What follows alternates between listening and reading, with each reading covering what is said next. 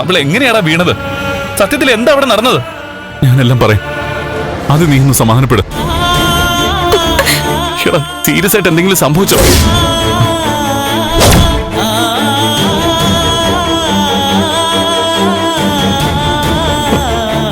അവൾ ഓക്കെ അല്ലേ? അത് ഡോക്ടർ നോക്കല്ലേ? എനിക്ക് ഗൗരി ഒന്ന് കാണണം. സമാധാനപ്പെടും. എടാ എനിക്ക് ഗൗരി ഒന്ന് കാണണമെന്ന്. ഡോക്ടർ വരട്ടെ. നീ വന്നേ. എടാ എന്റെ ഗൗരി നീ വന്നേ. വാ. എടാ നീ വിട്. എടാ ഞാൻ കാണട്ടെ. നീ വാടാ. എന്താന്ന് എനിക്ക് അറിയണ്ടേ? പറയാം. നീ എന്നെ വിട്. വന്നേ. ഞാനൊന്ന് പോയി നോക്കട്ടെ.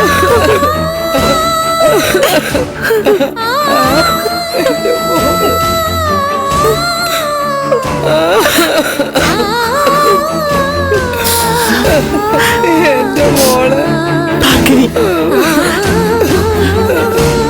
ഇങ്ങനെ കരയാതെ.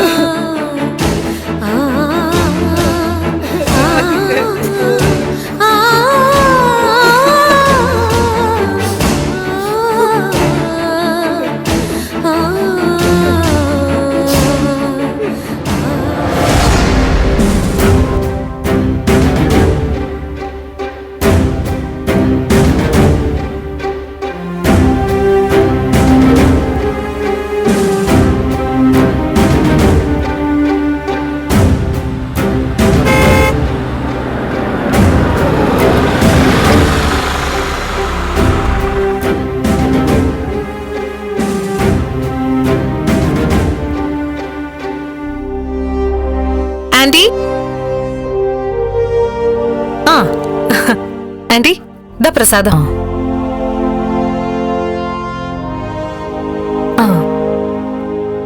ആന്റി പൂജയൊക്കെ പൊളിയായിരുന്നു.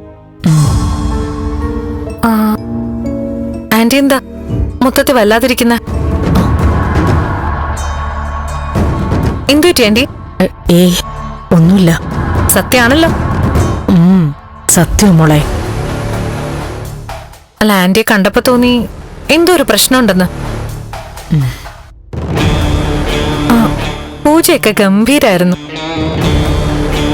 മംഗല്യപൂജ എന്ന് പറയുമ്പോ ഒരു വുഡ്ബിയെ മനസ്സിൽ കണ്ടോണ്ട് വേണമല്ലോ ചെയ്യാൻ. ഞാൻ ആരെ വിചാരിച്ച ചെയ്തേന്നറിയോ? നന്ദനെ. അല്ല അതങ്ങനെയാണല്ലോ. താലി കെട്ടുന്ന ആള് തന്നെ കയ്യെത്തും ദൂരത്തുള്ളപ്പോ നമ്മൾ എന്തിനാ മറ്റൊരാളെ പൂജിക്കുന്ന? ചേച്ചിയോട് ഞാൻ പറഞ്ഞില്ല നന്ദന് വേണ്ടിയാ പൂജ ചെയ്തേന്ന്. പിന്നെ ചേച്ചിയൊന്നും വിട്ടു പറയുന്നില്ല. ആർക്കു വേണ്ടിയാ പ്രാർത്ഥിച്ചെന്നൊക്കെ ഞാൻ ചോദിച്ചു. ആന്റി ആരോ ഒരാൾ ഈ കക്ഷിയുടെ ഉള്ളിലുണ്ട് കേട്ടോ. ഷോ അയ്യോ ഇത് പറഞ്ഞില്ലല്ലോ. ഇതെന്താ? നമ്മുടെ പാർട്ട്ണർക്ക് ഒരു ചിന്ന ഗിഫ്റ്റ്. ഒരു ഷർട്ട് നന്ദന്. ഓ അതെ, അമ്പലത്തിൽ നിന്ന് ഇറങ്ങിയപ്പോ ഒരു കൈനോട്ടക്കാരി എന്റെ മുമ്പിൽ പ്രത്യക്ഷപ്പെട്ടു.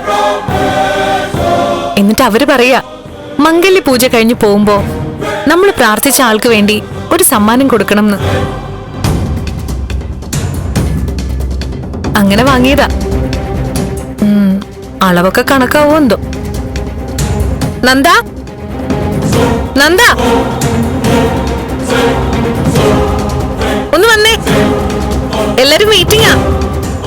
നന്ദൻ ഇവിടെ ഇല്ല മോളെ. അയ്യോ അതെന്ത് പരിപാടിയാ? അമ്പലത്തിൽ നിന്ന് വന്നിട്ട് വിശദമായിട്ട് സംസാരിക്കാന്ന് പറഞ്ഞാണല്ലോ. ഓ ഇന്നവന് അവന്റേതായ കുറെ തിരക്കുകളുണ്ടെന്ന് പറഞ്ഞിരുന്നു. ആ മുരളിയുടെ വീട്ടിലായിരിക്കും.